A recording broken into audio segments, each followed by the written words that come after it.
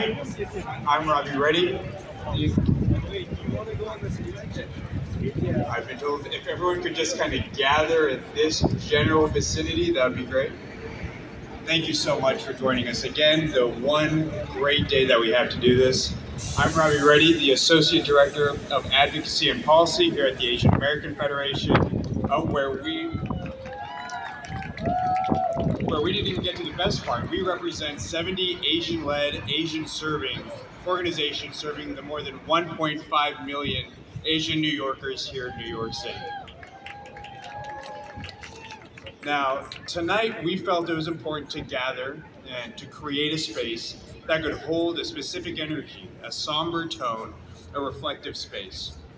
For our staff, for all of you, for our community, we felt it was important to memorialize those we've lost over the past several years due to the most recent wave of anti-Asian hate, and to hate across all communities, compelled by the most recent waves of tragedy and violence beginning at the start of this Lunar New Year.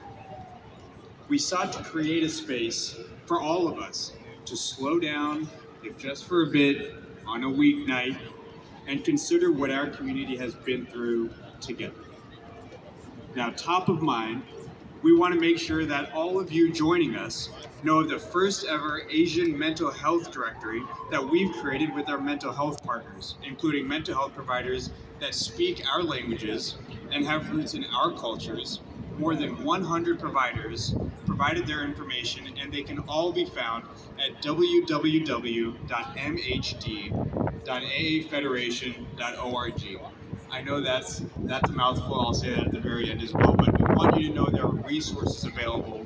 And you can also find AAF staff wearing bright red t-shirts, if you can see them under our jackets, and they'll be throughout this space. And so please ask, inquire about our statewide anti-violence, hope against hate campaign and the work of more than 30 organizations, many of whom are joining us here today. Many of them are working to provide resources and empower our community through victim support services, trainings, resource sharing, reporting tools, amongst many other resources we're developing. And today, I want to specifically thank the Korean American Family Service Center and Asian American Cohesion for providing safety volunteers for tonight's event. You'll see them interspersed around wearing white vests, so please look to them as resources. And with that in mind, tonight we've invited community leaders and performers to join us in this moment of reflection. You'll hear from community leaders, nonprofit leaders, elected officials who've been fighting on our behalf, and you'll be hearing performers from within our community, from incredible talent within our community. To start off, I'd like to introduce Asian American Federation's Executive Director, Joanne Yu.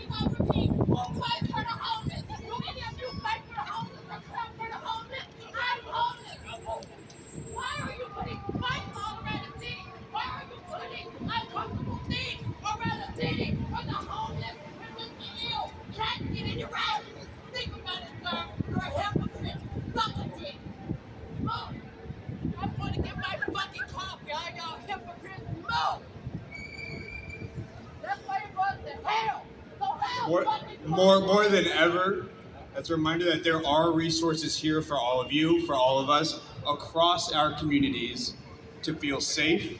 We have mental health resources available as well. Please direct! For who? What about resources for me? Be fucking direct! What about my resources? Me? Yeah, let's have a conversation. What about my resources? Where at? Where? That's what I thought. Shut up, point blank, shut your mouth. You ain't got it. All right. Again, we have resources available. And for this space, with that in mind, I want to start off by introducing our Asian American Federation Executive Director, Joanne Yu.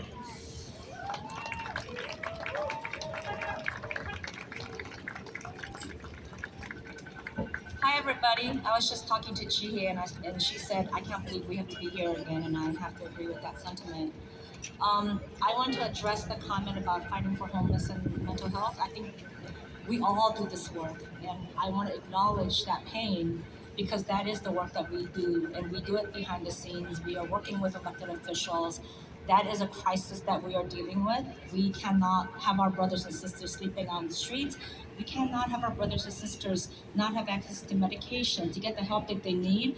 And so I know that this is a vigil that we want to stand together, but we have to acknowledge the comments that come from the community. And I hear those comments loud and clear, and I think it's really important for all of us to talk about that. And I think for all of us who work in the community as leaders, we need to be more vocal about things that we say. We've all talked about this. When we get together, we say, what about the homeless population? How do we provide housing? There isn't enough to go around. What do we do with mental health services?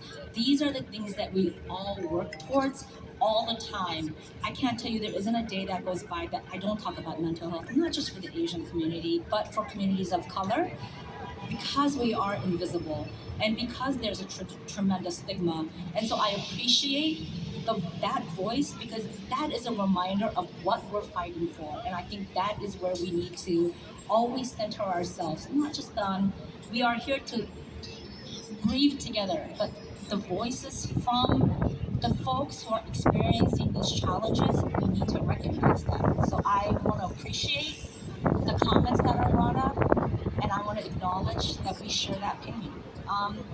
But today we are here to honor the memories of Monterey Park and Half Moon Bay shooting victims and their families.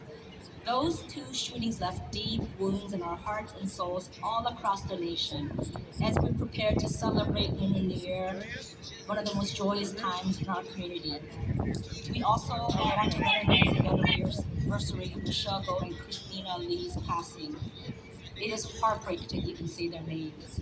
What is happening throughout our country is not okay. This is not normal. No one should get shot at a dance party. No one should get shot at work. No one should get shoved off a train platform. No one should die in their own apartment. And no one should die on the street calling for his mother.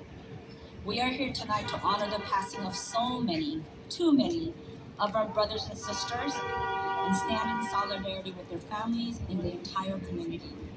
For so long, Asian Americans have been perceived as the perpetual foreigners, always from somewhere else. We have to constantly remind everyone that we too are Americans and that this is our country, this is our home. For centuries, the othering has led to deep-rooted fears, insecurities, and conflicts with not just others outside of our community, but within our community as well. We are divided by the notion of your community, my community. But the reality is that we are all one community. We all want to live in peace and safety and be fully free from the fear of violence. The issue of violence does not impact the API community alone, but disproportionately affects all communities of color. The week of the California shooting, at the end of that week, we all witnessed the horrific death of Tyree Nichols. Tonight, we too mourn his death and stand with his family and friends. Tonight, as we grieve, I want to lift up our African American siblings and affirm loudly that we stand with them to say what is happening around this country cannot be our status quo. And we are committed to working together always to ensure that violence that touch our community in the most horrific way will be that we need to work together to address this and to have conversations about protecting the most vulnerable in our community. These violent events have and will continue to be traumatic for all of us, including the victims' families and anyone who sees this unfolding on the news and thinks that could have been me. In New York City, we now have to deal with the deaths and injuries of the shocking attack on Brooklynites by a driver using a U-Haul truck to mow people down. There are days when we are seemingly in an ongoing fight for survival in this country, and it's a fight that I cannot honestly say that we are winning. This is a challenging and difficult time for all of us, and we are already overwhelmed.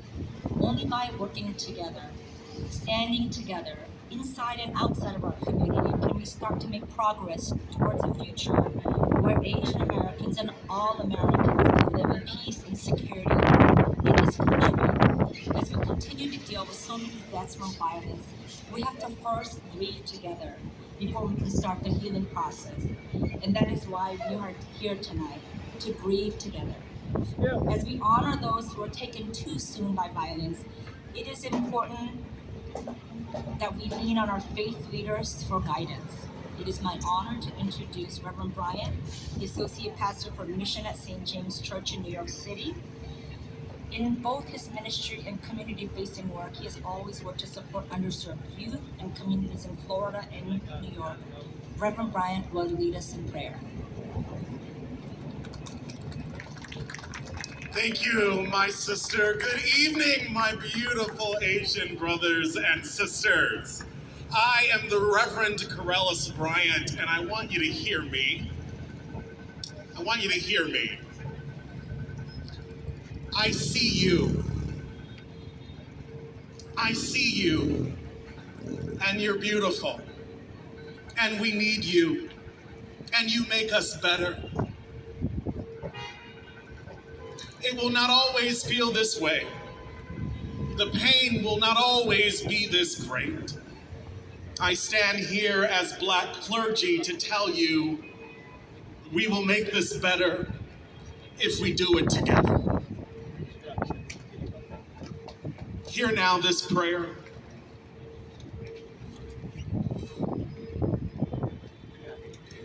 All-inclusive God, having been brought together by hate, may we choose to stay together in love.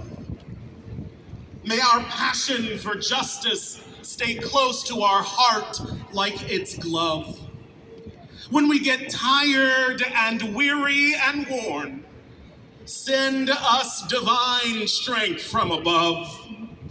In our solidarity, may we be wise as serpents and gentle as doves. Look around, dear children. The forces of hate have recruited an opposition army it did not dream of. Let's let them know that we're not afraid to fight back when push comes to shove. Let's look our Black and brown and Asian faces and see the same masterpiece that God done. Let us send a message to all who will hear that we will not stop until justice and equality is all we're speaking of. When it comes to violence against Black, brown, and Asian bodies, thoughts and prayers are lovely, but they're not enough. To our prayers, may we add action and accountability and consequences that are tough. Look around, dear children, and say we're gonna stick together, even when it gets tough. Let us shout from the rooftops in this city, in this state, in this country, in this world, that in the eyes of God, our sun-kissed bodies are just as beloved. In this city, in this state, in this nation, in this world, let us shout from the rooftops that Asian bodies are just as beloved. Having been brought together by hate, may we choose to stay together, my siblings, in love. Everybody, help me say, together in love. Help me say it, together in love. One more time, you can do it, together in love. May it be so. So help us, God. Amen.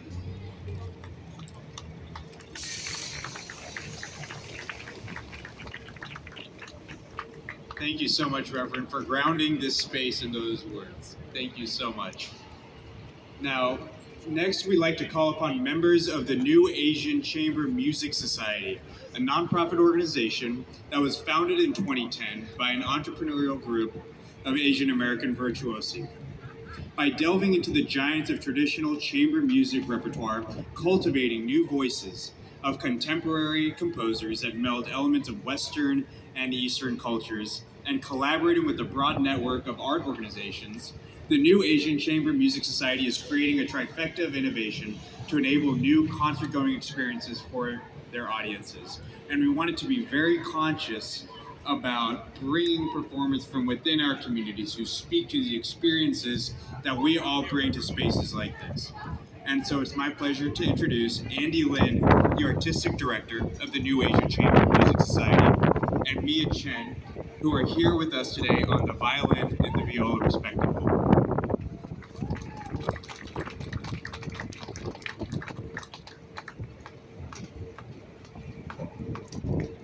When the queen walk in, silence! Now y'all can talk. More silence. Y'all still coming sort of like a playgirl to playboy.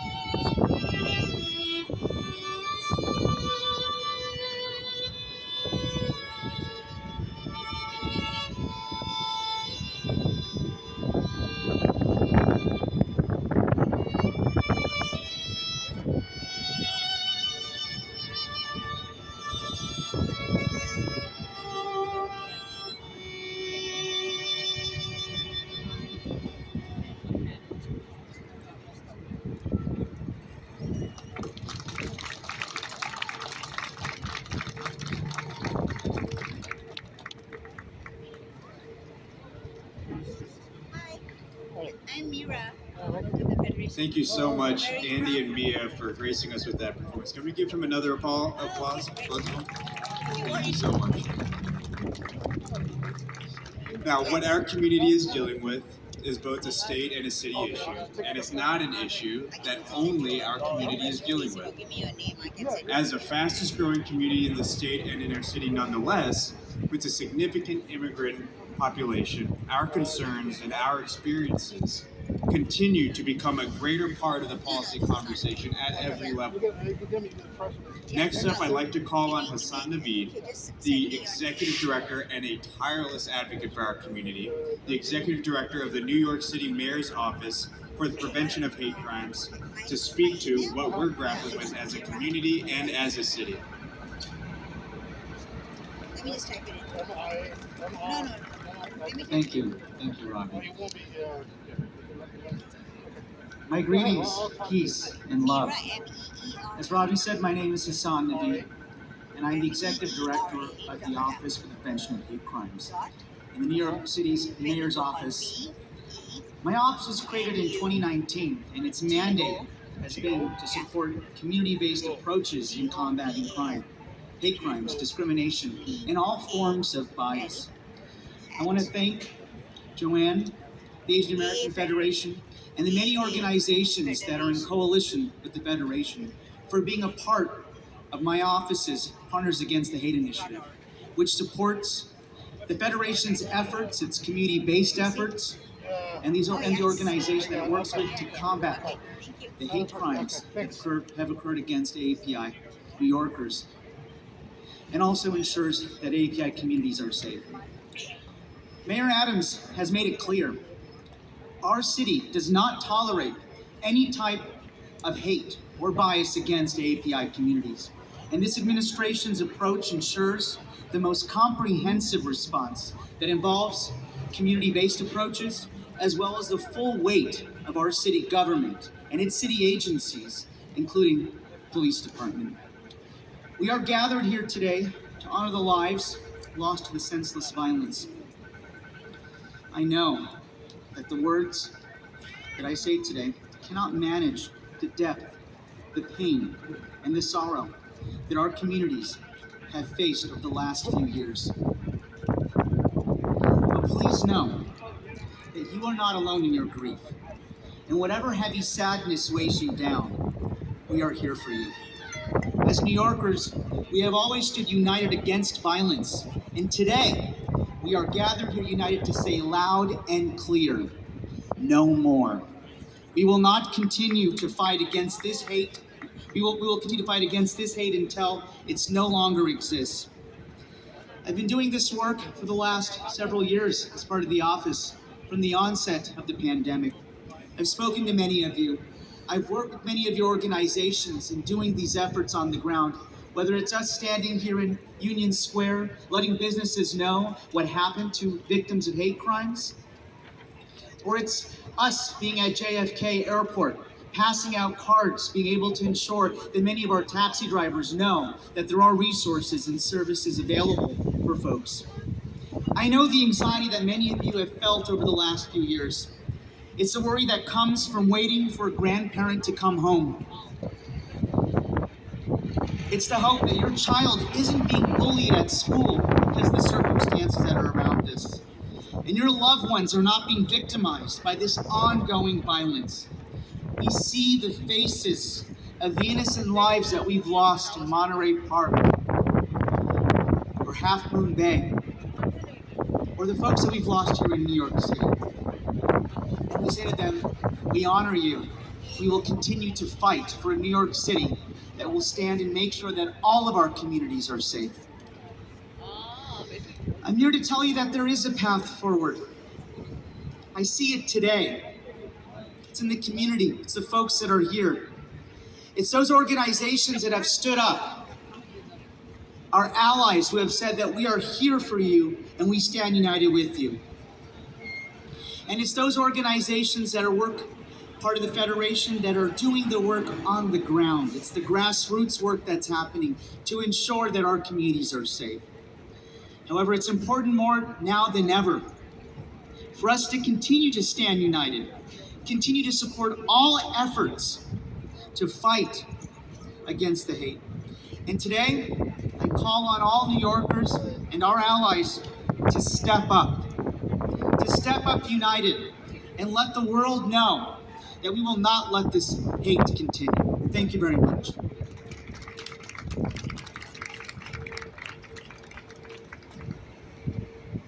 Thank you so much, Hassan. And our community has been through so much, but it's folks like Hassan and those at our public advocate's office who have been helping give voice to our concerns and being the true allies when our community needs them most, where we need them the most. So it's my pleasure to also introduce the Manhattan Borough Advocate, Curtis Young. Thank you very much. It's an honor to be here with you all this evening. My name is Curtis Young, the Manhattan Borough Advocate in the office of the Public Advocate Jemani Williams. Let me first start by thanking the Asian American Federation, give them a round of applause for all their hard work. Without their work, this city would not be the city we have today. In New York and across the nation, we have continued to see attacks against the Asian American community. We are at a crossroad now and need action across all levels of government, not only to stand in solidarity with Asian American community across the country, but to back those expressions of solidarity with meaningful, tangible, and impactful actions. In New York City, we can show our commitment to this cause through our budget on the city level, the state level, and also the federal level by funding organizations and initiatives that combat hate and bring communities together. As you know, the Office of the Public Advocate has called for additional funding for organizations and programs, including the Coalition for Asian American Children and Families, the Asian American Federation, the Hate Violence Prevention Initiatives, and the Commission on Human Rights, as well as the expansion of culturally competent public education campaigns.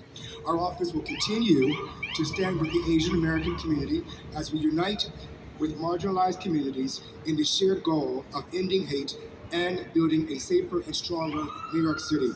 Our office has been proud to partner with the Asian American Federation and others to promote unity and oppose hate. So on behalf of the Public Advocate, I want to assure you that you have a forever friend and a forever ally. I'm glad to see so many diverse people and organizations join us in this work, as I think it's important because it's not easy work. It impacts us all, every marginalized group. So now is the time that we stand together for and with each other to stand against all forms of hate. Thank you all, and many blessings and peace to everyone.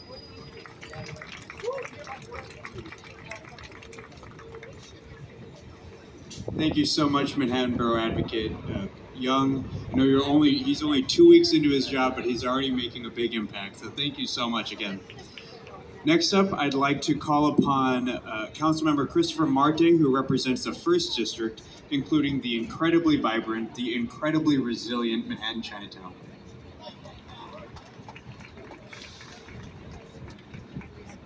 Good evening, everyone. It's so great to see this amazing turnout. But first, I want to give thanks to Asian American Federation, to all the volunteers and partner organizations for not only showing up today, but showing up every single day. I represent a fairly diverse district, and whenever there's an incident, whether it's across the country or right in the very blocks that we live, we have to deal with the victims. Not only the people who have been hurt physically, have been hurt mentally, but their neighbors, their loved ones, the people who identify with them. Almost a dozen people come to my office a week and tell us that they're scared. We get seniors who walk and say, I can't go out and do Tai Chi because I don't want to be alone. We get kids who come up to us and say, I have to run home right after school because I'm scared I'm going to be bullied. This is the trauma that we're fighting.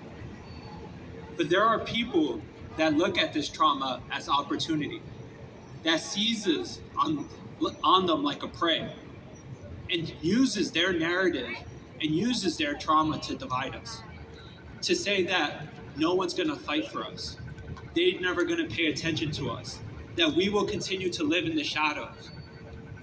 And that's what we have to fight.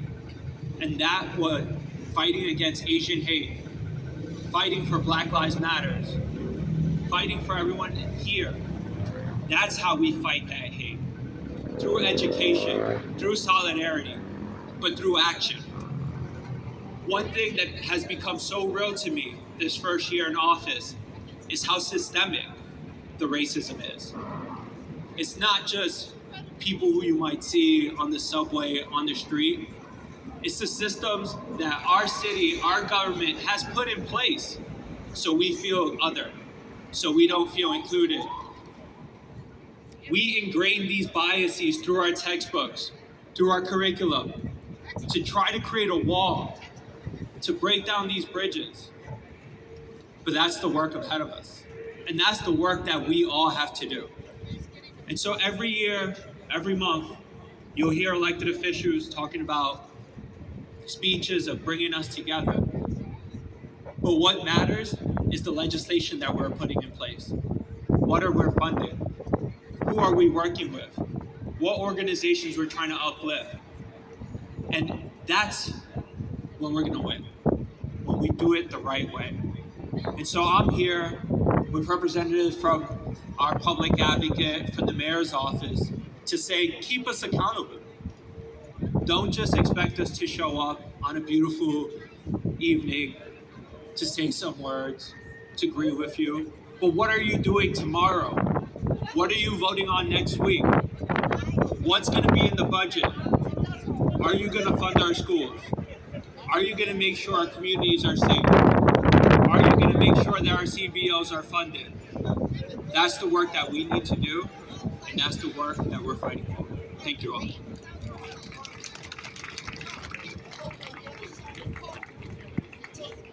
Thank you so much, Councilmember Marte. If this evening has already introduced us to a concept, it's the importance of solidarity, the importance of seeing the collective needs and how it shows up in all of these different ways that we need to answer collectively. So thank you again, Councilmember. Next up is an incredible performer, a non-binary filmmaker, muralist, and poet who is behind the public art series titled In the Future, that serves as a space for the Asian American community to grieve, to heal, and build coalitions toward futures and a safety free of anti-Asian violence. I'd like to introduce Jess X. Snow. Hi, thank you for having me today. I think what I wanted to share is just like a reflection around the importance of friendships and the relationships we have with each other during these times. So I hope that this offering can be helpful for everyone. In Washington Square Park, the organizers placed incense, fruit, and a homemade dinner on 3 massage beds as a cellist plays a melody to hundreds of us in prayer. And I know the trees are singing too. On my way home at night, I cover my face with a mask, practice my peripheral vision, look both ways before crossing. I wonder what the mothers were dreaming of the morning they woke before their last day at the spa. They never consented to the immortalizing of their lives on the internet to be shared over and over. What if dragons do not want to be remembered for how they were slain, but rather the ways that they soar and who they chose to fly with? I want us to be remembered for who we choose to fly with. So when the sun goes down, I repeat this all again. And at night, I phone my friends, one after the other. Alon tells me of a canoe where we align in the middle of a calm lake. With the blink of our eyes, we teleport our favorite foods from the villages of Jiangxi, China, and Oaxaca, Mexico, onto our laps. Sonia speaks of a dance party where our queer, black, and brown friends see us hiding in the corner, and it's okay because they read the overstimulation on our faces and they know to come to us. Frizzly tells me of a future where we are traveling the world, making movies without thinking about the limits of budgets and green cards. Treya lies in a forest under a weighted blanket and tells me about rest, the song that greets their lips after the full day they spend beneath their leaves, breathing the clean air. Adrio turns on a time machine and plays me home videos of our community's future children.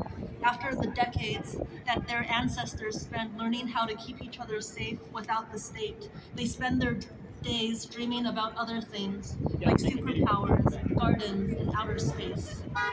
I listen to these stories, and suddenly the spirals subside, and for the first time this week, I can finally sleep. In my dreams, I arrive in the future. There, our elders always make it home. In the future, the dancers never die. They reach up to the sky, And in the future, I will look into your eyes and see all of our futures light up the night with the deep knowing that no guns will come for us in the future. We embody the dragons that we always were, no longer hunted, but finally flying. In the future, we become a murmuration of starlings struck by lightning, but still soaring. I see them disband in an ancient dance and then come together in the form of an enormous dragon stretching across the entire sky. And I tell them, finally, we have arrived. In the future, we are safe. In the future, solidarity becomes the deepest synonym for love. In the future, this land is returned to indigenous hands, and in the future, the safety of the Asian community does not come at the expense of Black liberation, and we walk with the deep knowing that our safety is bound to each other. And one day, the border between the future and today will be but a thin layer of skin. I'll meet you there, and together we'll wake up. Thank you.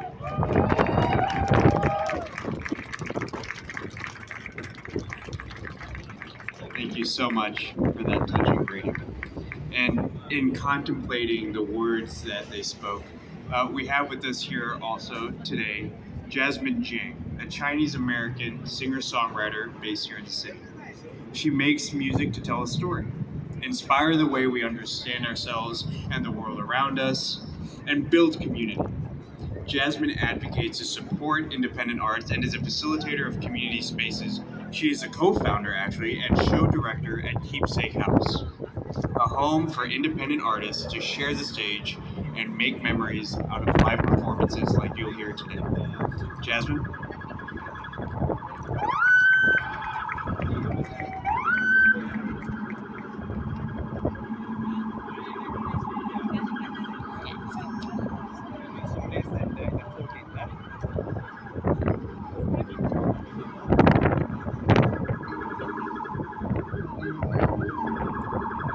I'm going to play a song that I wrote that was inspired by my grandma, who celebrated her 91st birthday recently.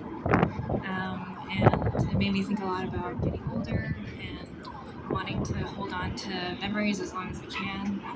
And and every time I sing it, I think about the people who have paved the way for me. This is called Present.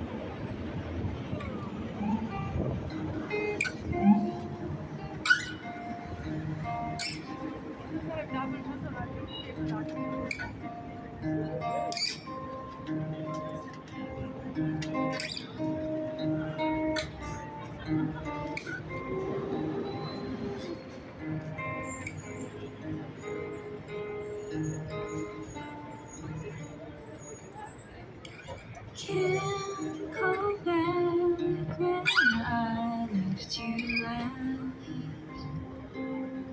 Are you stuck in the past? Near the trees that grow on your memories. Here with me.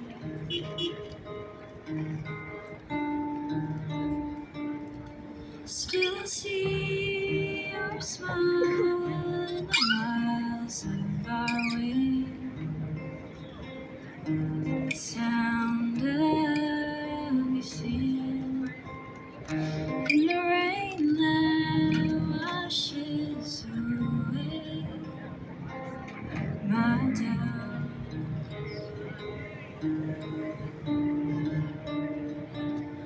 I guess I'm just scared of remembering less of the way you smiled, dear. And I know that these moments they come and they go, but I wish I could hold on longer.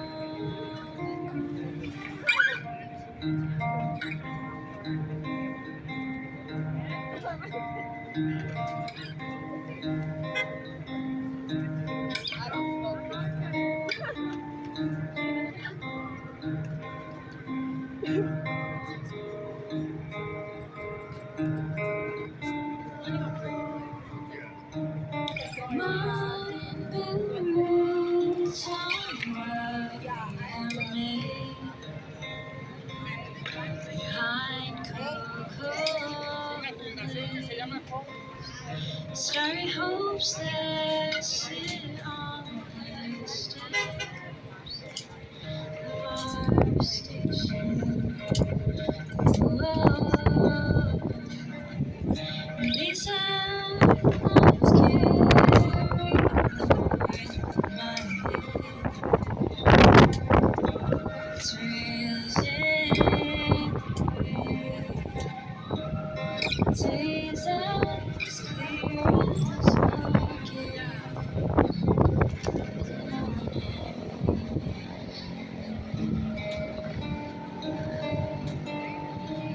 guess I'm just scared of remembering close of the way you smile to. I know that these moments they come and they go, but I could hold, I could hold. Can I trust this mind to count the hours when you're with you?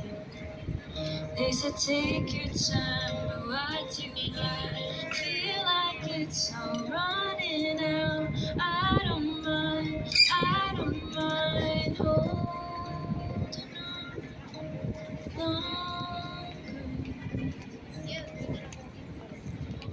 I guess I'm just scared of remembering less of the way you smile today. And I know that these moments they come and they go, but I could hold, I could hold.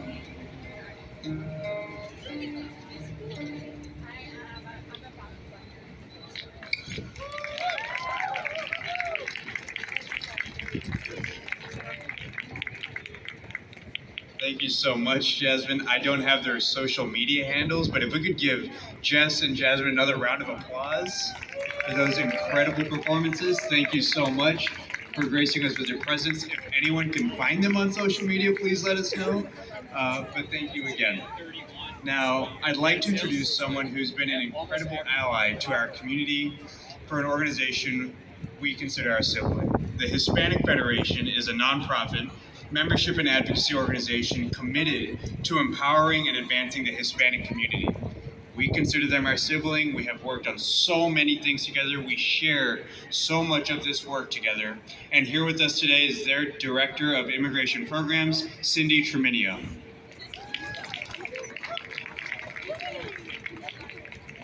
Well, thank you for the invitation, and seriously, I really feel safe in this space, and I want to thank the safety community team out there who's really watching out for us. So I want to thank and give that shout out to them. Thank you, Asian American Federation, for this invitation as a sister ally, and Hassan as well, where we work very closely to combat hate crimes in our communities.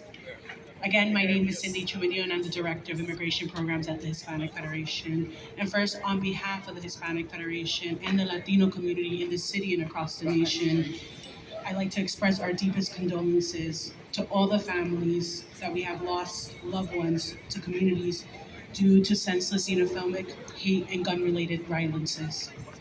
Hispanic Federation stands with all of you in mourning and outrage by the hate crimes against our brothers and sisters, and the mass shootings that we have seen that has targeted the community of colors. We intimately know and share this tragic lived experience on hate and gun violence in our communities, and far too long immigrants, LGBTQ, and other communities have borne the undue burden of persistent bigoted rhetoric and public discourse, as well as bearing the physical harm due to the lack of gun control.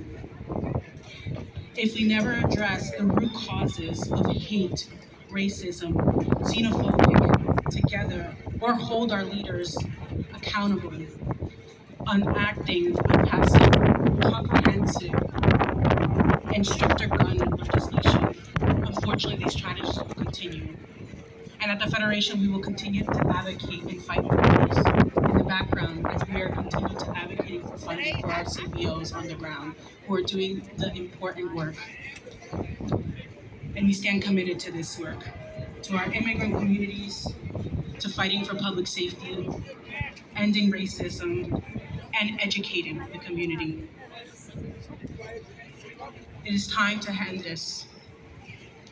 We deserve to live a dignified life. Everyone deserves to live in a safe space. And we will stand and we will continue to do this fight.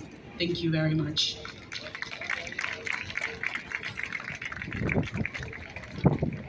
Thank you so much, Cindy, for that, those comments of solidarity. Now we are graced with the presence of 3 council members. We are glad to see Councilmember Sandra Ong, representing the 20th District, the chair of the Government Operations Committee at City Council. We are here to welcome Councilmember Linda Lee of the 23rd District, who is also the chair of the Mental Health Committee. And then we're here to welcome Councilmember Natasha Williams of the 27th District, who is also the chair of the Civil and Human Rights Committees. All 3 serve critical roles in City Council, are critical allies of our community, are leaders in our community, and we're grateful that you could join us today.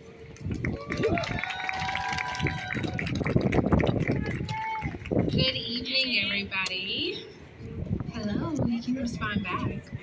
Thank you. It is really a pleasure to be here, although it's not necessarily a happy moment because we're really talking about an issue and honoring those who have lost their lives, unfortunately, to hate. But I'm really privileged, and I want to thank the Asian American Federation for holding this very important event. When I thought about coming here, I thought about 2 different, one is a poem, one is like a quote that I wanted to read. As chair of the Civil and Human Rights Committee, it is really important to me to root out all forms of hate, no matter what that hate is, because it's hard work. I think as elected officials, we do other types of work. When we talk about hate, that's hard work. There's something in people's hearts that allow them to hate on other people, whether it's their skin color, sexual orientation, socioeconomic status, etc. And so I'll read this first poem by Merton. And it says, "First they came for the communists, and I did not speak out because I was not a communist. Then they came for the socialists, and I did not speak out because I was not a socialist.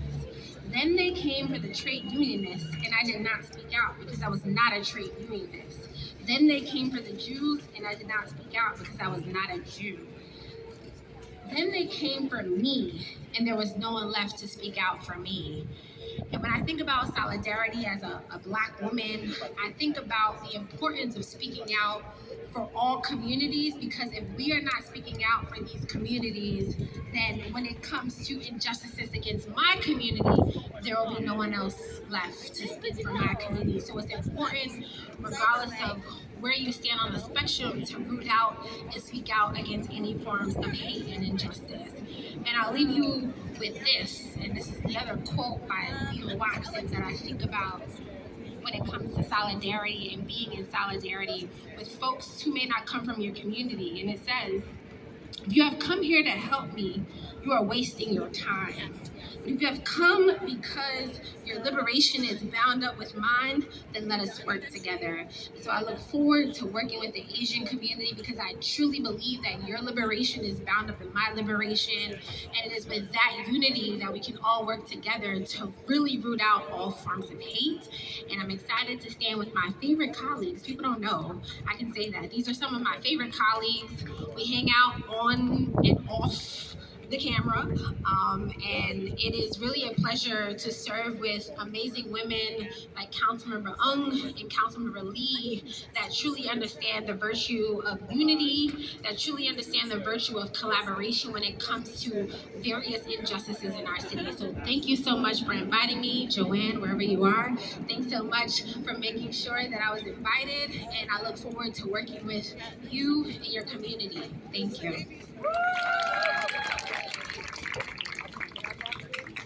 Hi, I'm City Council Member Sandra Ong. I'm from Flushing, District 20. I want to thank first Asian American Federation, Joanne, for being such a leader in the Asian American community. You know, I really stand here with such sadness that we are here again. You know, we are here, you know, this is the 1 year anniversary. Michelle Go, Christina Yuna Lee, Grieving Ma. I remember being a year ago standing in front of Borough Hall about a woman that died in the Atlanta mass shooting. And it's really the sadness that we're sitting here having a vigil again. And this is something that we as city council members, and this is why I'm really so proud to be here with my fellow colleagues, City Council Member Linda Lee, City Councilman Michelle Williams, to say there is actually no room, no space in our world, in our community for hate. And there's no space also for violence. And this is something we as a community, as elected officials, as community leaders, of all of you standing out here today, we must talk about this honestly, and we must have to figure out a way. We have to get past being in spaces where we're talking about anniversaries of people who are dying in front of our eyes, and then nothing happens. So, and this is the really grand sadness I'm sitting here today doing this. But on the other hand, it's so important that we do remember those who have passed away, and we remember we have to do better. So, you know, I'm here with my fellow elected officials to say we have to do better, and we are going to do better. So I'm just thankful for all of you here today sharing this space.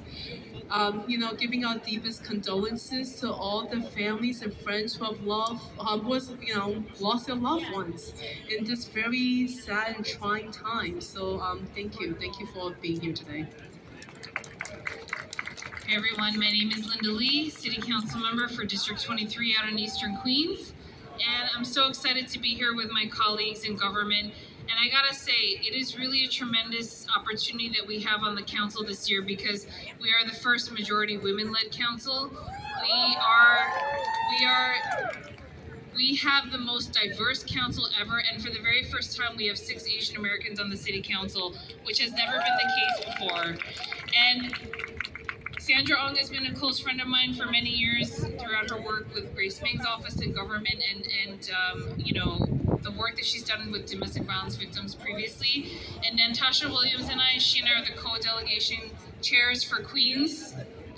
And you know, one thing I have to say is that we actually have very real relationships on the council where if there's anti-Asian hate, anti-blackness, anti-Semitism, anti-anything, we really come together and rally as a community to speak up for one another because I mean, I know that this may sound cliche, but if there's hate against one of our communities, that's hate against all of us. And Queens, I know, no offense to the other boroughs, but Queens is the most diverse district in the entire United States.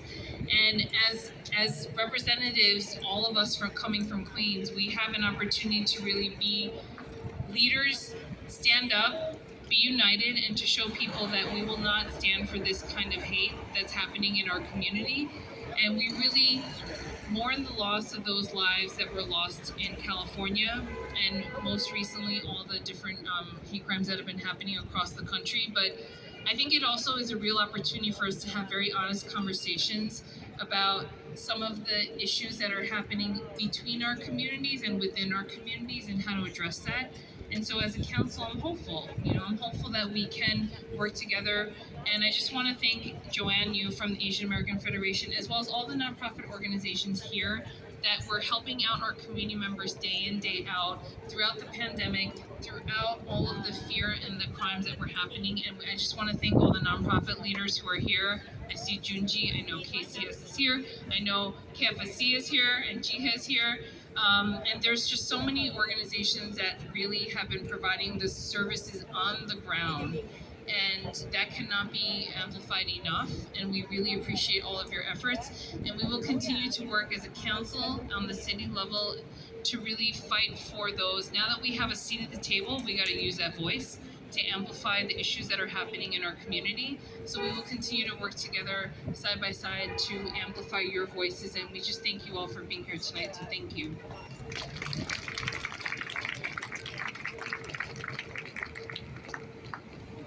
Thank you so much, council members Ung, Lee, and Williams, for joining us tonight. I think the theme for tonight is solidarity.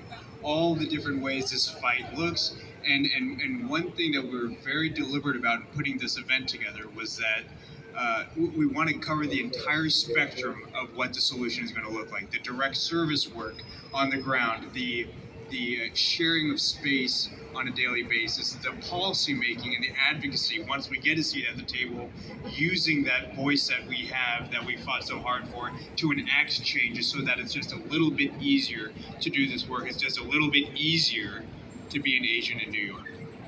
So now, thank you so much, and with that in mind, about addressing the trauma in our community and building the resilience amongst our most vulnerable. It's such critical and difficult and complicated and nuanced work.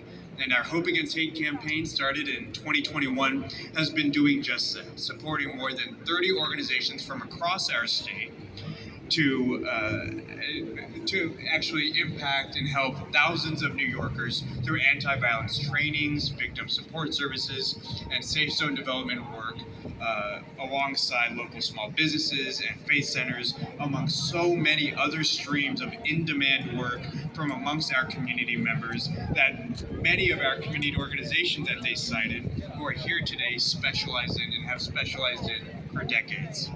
As a critical partner in this work, we have with us Nonviolent Peace Force, an international humanitarian protection organization and worker that works alongside communities to build peace and protect civilians in violent conflicts through unarmed strategies.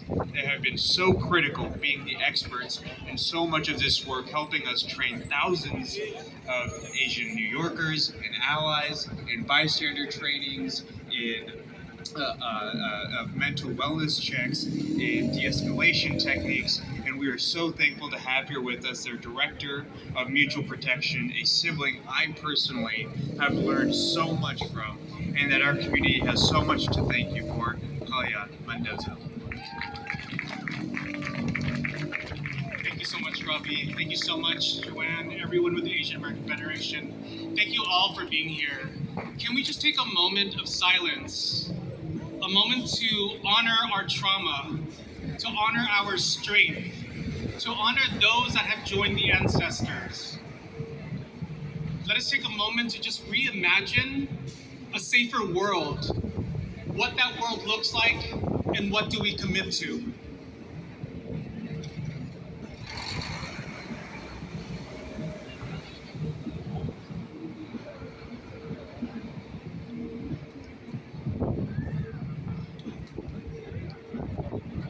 It feels like every single day is a new living nightmare.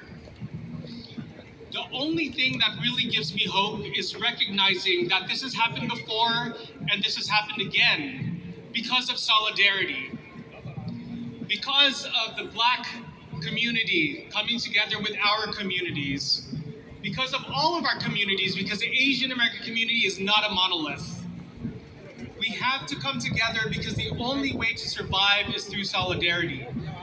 To paraphrase Fannie Lou Hamer, no one is safe unless we are all safe. So as Black trans activists call in the streets, who keeps us safe? We keep us safe. Who keeps us safe? We keep us safe. Who keeps us safe? We keep us safe. Who keeps us safe? We keep us safe. I'll be very honest with you. I am tired of mourning. I am tired of holding our pain as a community. I am tired of the fact that we always have to come together in mourning for vigils for those that have passed. We do not need to live in this kind of world. We do not need to endure this. What we need to find are constellations of hope. And if I could just take a second, all the safety team members, raise your hands. They're all the folks that are on the perimeter. My colleague Kyrie is out there. It is very clear to us that we can keep our community safe when we're able to build not just our skill, but our confidence. With the Asian American Federation's campaign, the Hope Against Hate campaign, we've trained 2,100 New Yorkers on upstander intervention.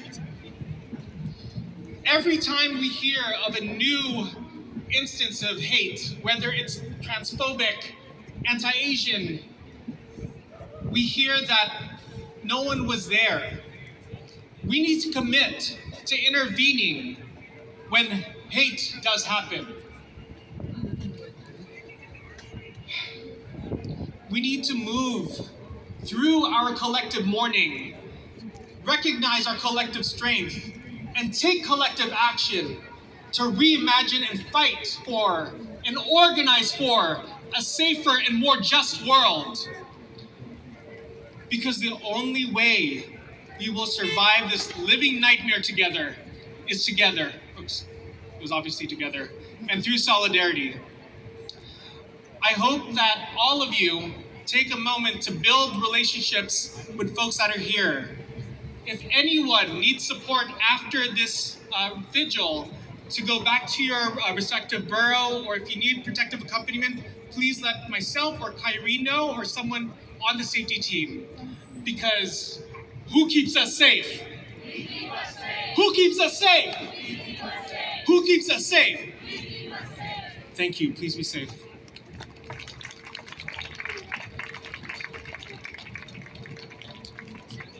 Thank you so much, Kalyan. And just as a reminder, who keeps us safe? Who keeps us safe? Who keeps us safe? Thank you so much, Kalyan, again for that reminder. And so much of this work hinges on the work already being done in our communities by organizations with built-up trust, who are often the first places our community members go after tragedy and trauma. Founded in 1989 as an all-volunteer group, Korean American Family Service Center is the first anti-domestic violence organization dedicated to serving the Korean American community in the New York tri-state area. Here with us today is our executive director, who really does like 5 or 6 jobs in reality, Ji-Hae Fisher.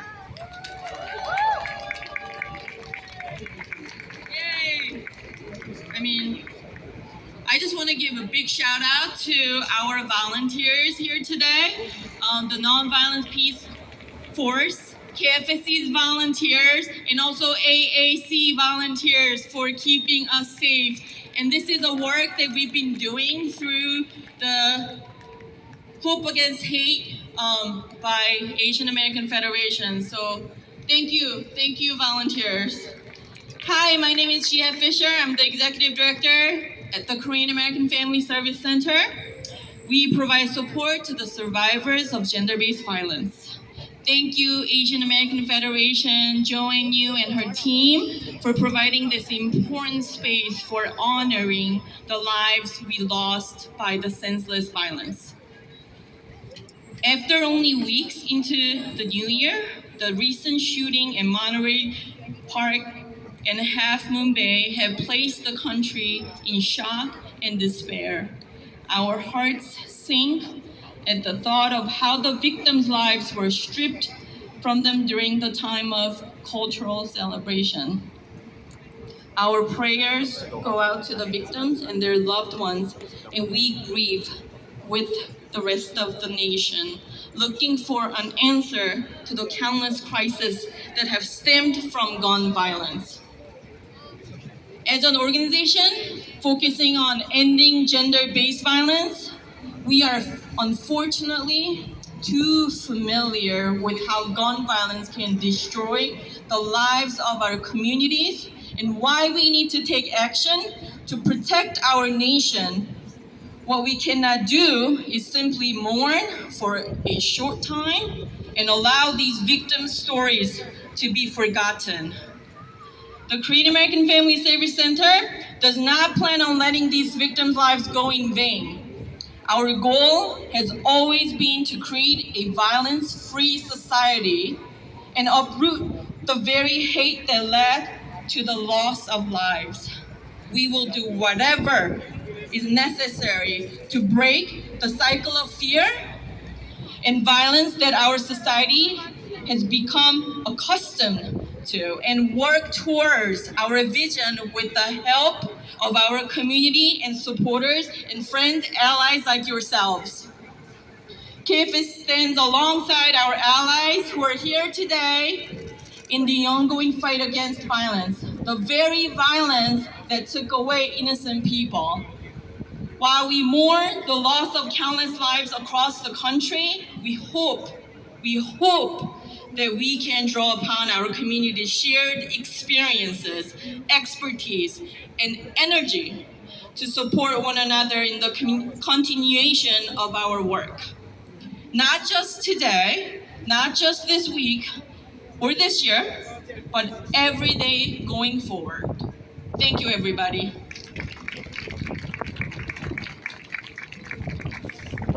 Thank you so much, Jihin, and we're so grateful to have the community-based organizations who are really leading this work here to provide remarks as well. Now, next up, founded in New York to combat a surge of discrimination against Sikh Americans immediately after 9/11, the Sikh Coalition is the nation's largest Sikh civil rights advocacy and legal organization. Through the community, courtrooms, classrooms, and the halls of Congress, the Sikh Coalition works to protect the constitutional right to practice your faith without fear. They strive to do this with integrity, selflessness, and the belief that our shared work holds a greater purpose, a theme throughout this night. And their senior manager of policy and advocacy, Nikki Singh, has been such a vocal advocate and ally for our community. Nikki.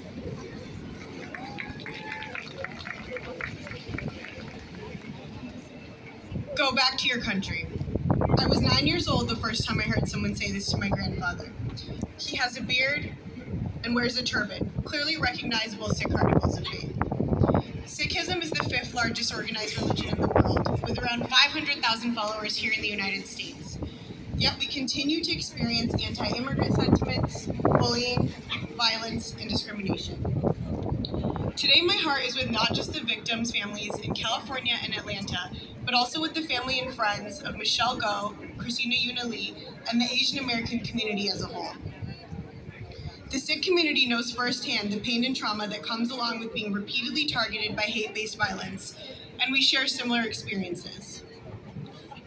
Anti-immigrant sentiments that started more than a century ago, 20-plus years of post-9/11 hate and discrimination, and now a surge of xenophobic hate since the start of the COVID-19 pandemic. Although our communities have experienced hate since we first came to this country, lately it feels as though we don't even have enough time to grieve, process our emotions, or to try to heal before the next tragedy occurs. Before a loved one or member of our community members is murdered. The violence is overwhelming in frequency and intensity. We mourn all the lives lost due to senseless violence and recognize the thousands of others, the family, friends, and neighbors who have been affected. And while we grieve, we must continue to do the even harder work of refusing to allow hate to paralyze us. This means refusing to allow hate to drive us out of the public spaces in which we know we belong. Our mothers and fathers have the right to go to work and return home unharmed. Our grandparents have the right to go for a walk in their neighborhood without fear of harassment or assault. And our children have the right to go to school, to learn, and to thrive without the fear of bullying. If hateful words, actions, and ideologies continue to send us the message that we do not belong, we will continue to refuse to hear it. In the Sikh faith, we believe in Chardi Kala, eternal optimism. And while that optimism is grounding, it does not make it less essential to implement actionable solutions to address hate.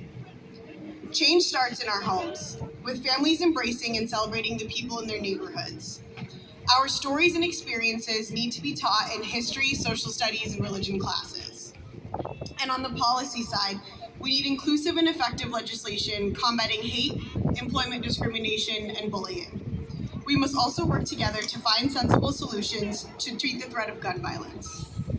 Our communities need both legislative action and social change to safeguard our liberties and lives.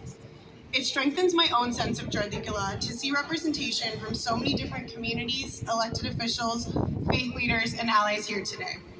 Together, I know we can sustain our commitment to action, that we can continue this work together so that future generations have the freedom to live fearlessly. Thank you.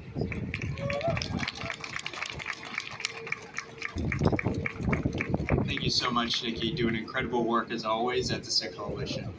Next, I'd like to introduce the Executive Director of the Asian Americans for Equality, an organization dedicated to empowering our community through advocacy and housing justice work across marginalized communities. If ever there was an organization doing truly solidarity-oriented work, it's Asian Americans for Equality.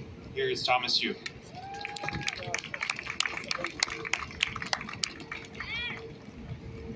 Thanks, Robbie. Good evening, everyone. I'm just struck by, thinking about the last time I was up here in a very similar situation in the middle of the pandemic when, again, we were, decrying the violence against our community and talking about just the systemic, inequities that put us into this situation. And as you heard from many of the speakers today, we really don't have to live this way. And we, with, the support of everyone here, can really try and continue to strive to make that ideal, a reality. Like every time we have these kind of incidents and tragedies in our neighborhoods, in our communities, across the country, and very close to home, I do find solace and exhortation to continue what we do, even though sometimes it feels like a thankless task and you're constantly pushing up a giant boulder up a hill. It's always because it's because of you all. You guys come out. Even though we have sustained this again and again, we're here again, today, tonight, and tomorrow. We're going to keep doing this until the work is done. And for those of you, perhaps you're walking by, you're on your way home from a long day at work, we welcome you to join us as well. This is meant for not just those of us who are Asian American, but we believe in the ideal that our work doesn't stop until there's equality and equity for all. And when, sometimes we have been confronted with the question recently, how does, some of the tragedies that are also perpetrated by members of our own community count towards, how's that anti-Asian hate? I'd like to explain a little of that in terms of we aren't, in control of our destinies in terms of resources for our communities, and that comes from a systemic inequity that has been part of our reality since day one, when whether it's ourselves or our ancestors and generations past have come to this country. We need our fair share of resources. If you see a lot of what's causing this, not only do we have the kind of hatred and misunderstanding from outside, we do have serious issues that we have to deal with from our communities from within. A lot of that stems from poverty. What comes up time and time again is this hidden mental health crisis that we sometimes don't talk about because perhaps it's also taboo in our communities as well. We need those resources in our community to really address that and deal with it out of the open. And you heard from fellow colleague organizations who deal with this day in and day out. And I really encourage you all to really rally and tell your elected officials and policymakers and government agencies to really fund us, as if not to give us enough or life support to last until the next year, year after year. Give us enough resources to really address these issues in our community so that it is systemic, is sustained, and is transformative. So I'll leave that with you tonight, and thank you.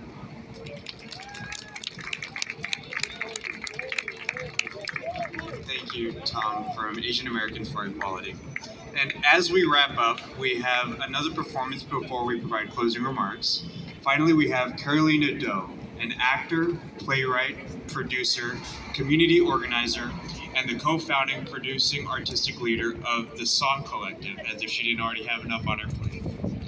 Her work is grounded in storytelling as a tool in the fight for liberation and centers around generational healing, diasporic longings, and collective storytelling. We're so grateful to have Carolina help us wrap up today.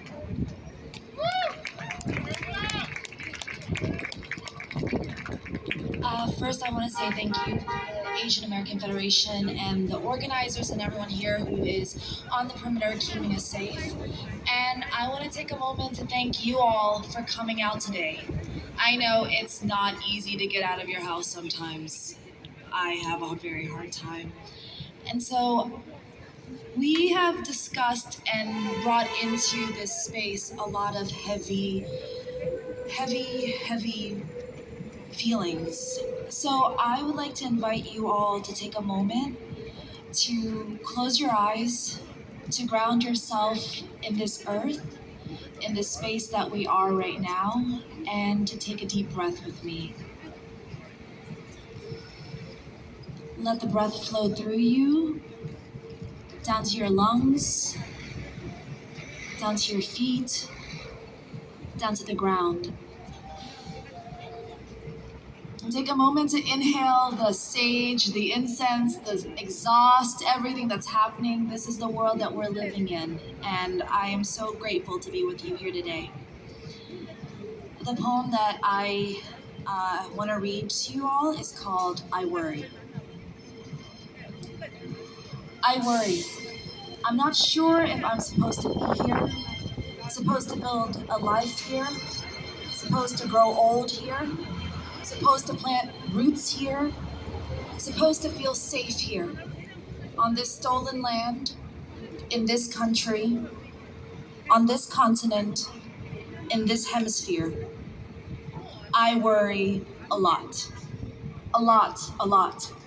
A lot, so much that before the holy trinity of bupropion and hydroxine and gelato, I worried myself into cavernous canyons of couch comas.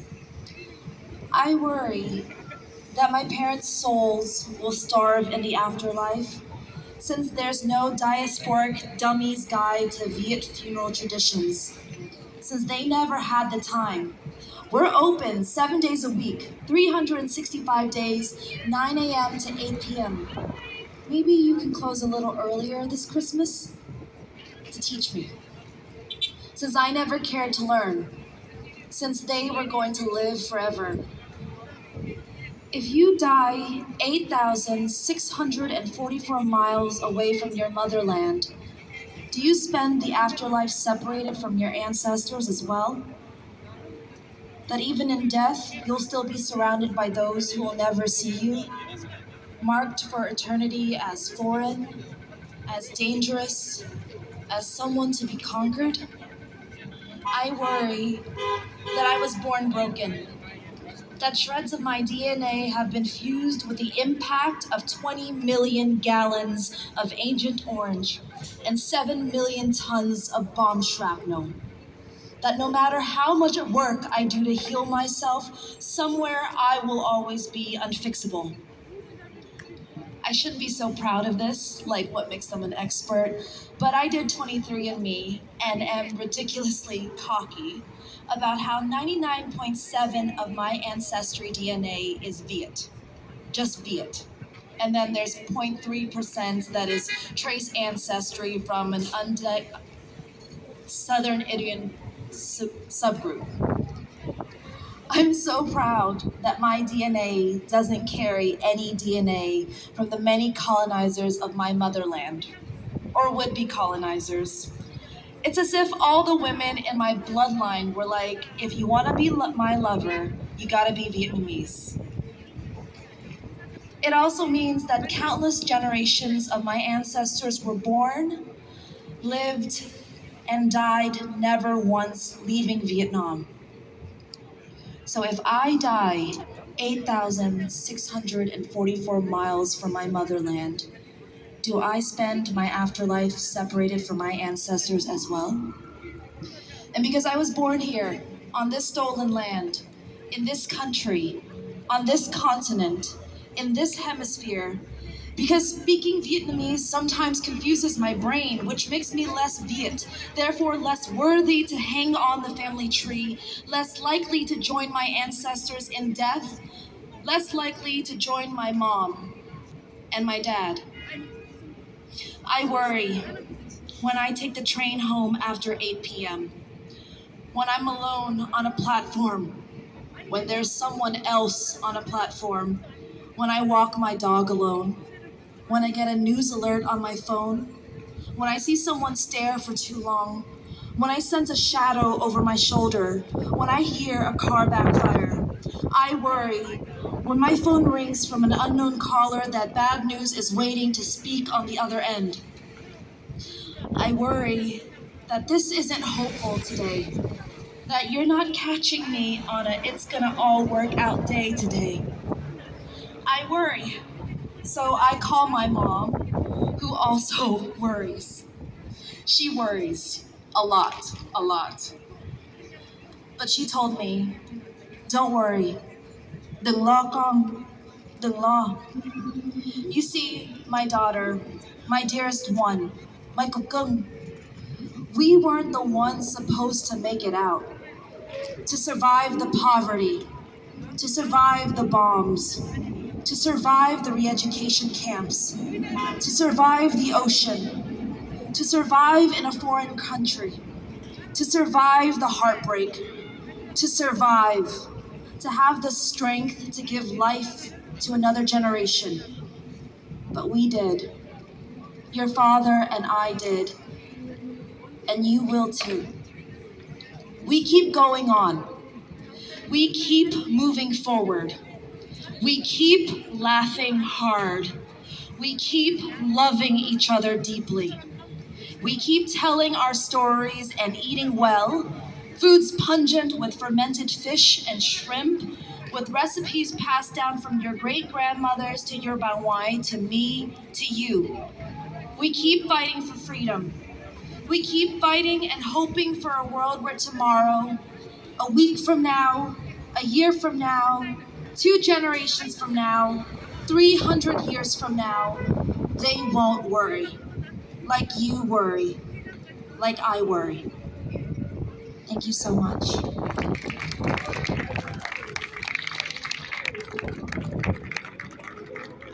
Thank you so much, Carolina. And while we await the day when policy doesn't fall back on the rhetoric of our resiliency, we do want to lift up the resources in our community that we continuously, persistently fight for and ask for support for. So we invite you to look into our mental health directory at www.mhd.aafederation.org. We invite you to look into and explore the work done within our Hope Against Hate campaign. In the back, you'll find a resource table with materials that you can use to help yourself. There are QR codes where you can access more mental health resources and anti-violence resources. And I was just notified by Jihei that the Korean American Family Service Center does have a 24/7 hotline. The phone number is 718-460-3800. You can also go to their website, find them on social media to learn more. And before we wrap things up, I do want to hand it off to our executive director, my boss, Joanne Yu. Everybody, thank you for coming. I know it is winter, it is getting cold, and I know you want to get home, but we're really grateful that you stayed. My deputy told me that I need to share some words of encouragement. And, these are some really challenging days that we're living through. But something that I hum to myself often. Not a lot of people know, but I'm a pastor's kid. And shout out to the pastors, right? And there was a song that I learned when I was in school, and I will tell you that I hummed it a lot. The children's song that we learned was "Who's My Neighbor?" And I think about that song all the time because I want our community in our greatest time of sadness to think about who our neighbors are.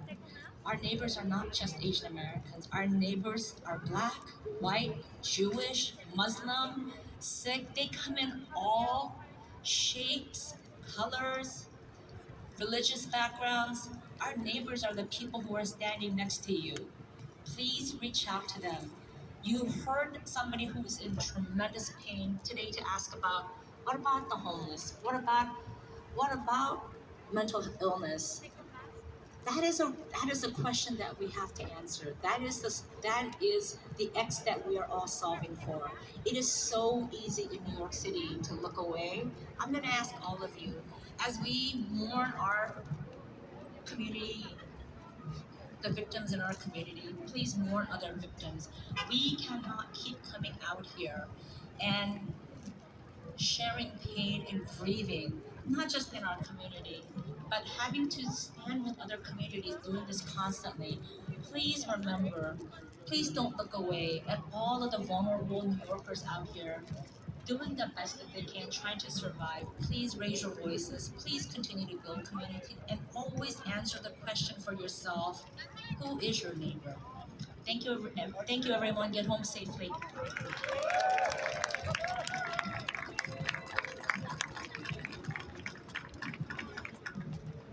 I know the folks in the white jerseys can also escort you to the trains. Kalyan flagged those. They are over here if you want an escort while you get home safely or want to learn more about the work that they do.